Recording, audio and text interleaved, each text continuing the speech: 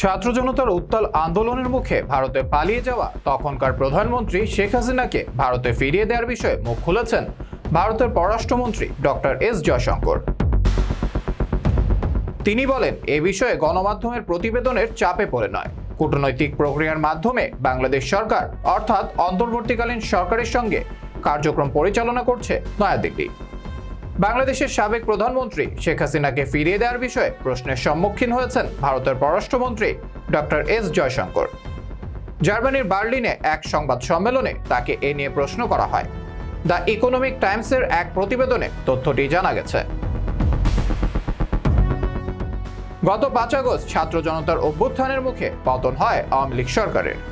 সেদিনই পদত্যাগ করে ছোট বোন শেখ রেহানা সহ দেশ থেকে পালিয়ে ভারতে অবস্থান করছেন শেখ হাসিনা।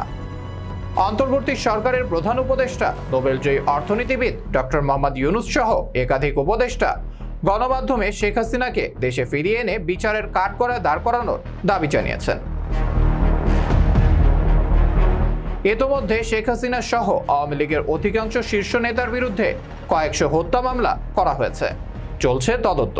এই পরিস্থিতিতে সুষ্ঠু বিচার এবং শাস্তি নিশ্চিতে শেখ হাসিনাকে দেশে ফিরিয়ে এনে আদালতে সোপর্দের দাবি উঠেছে। সংবাদ সম্মেলনে সংবাদ মাধ্যমকে প্রকাশিত প্রতিবেদনের উদ্ধৃতি টেনে এ বিষয়ে ভারতের অবস্থান জানতে চাওয়া হয়। জবাবে জয়শঙ্কর স্পষ্ট তথ্য না দিয়ে সাংবাদিককে থামিয়ে দেন।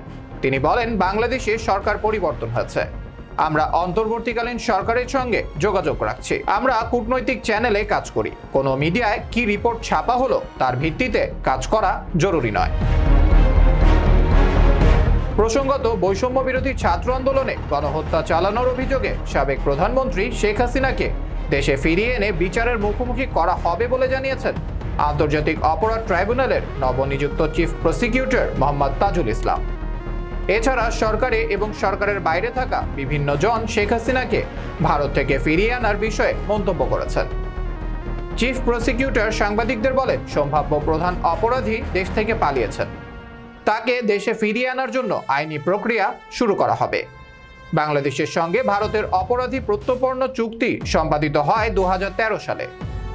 শেখ হাসিনা সরকারের সময় এই চুক্তিটি হয়েছিল।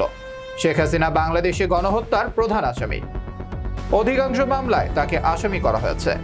সুতরাং এই প্রক্রিয়া শুরুর মাধ্যমে তাকে আইনগতভাবে বাংলাদেশে ফিরিয়ে এনে বিচারের মুখোমুখি করার চেষ্টা করা হবে।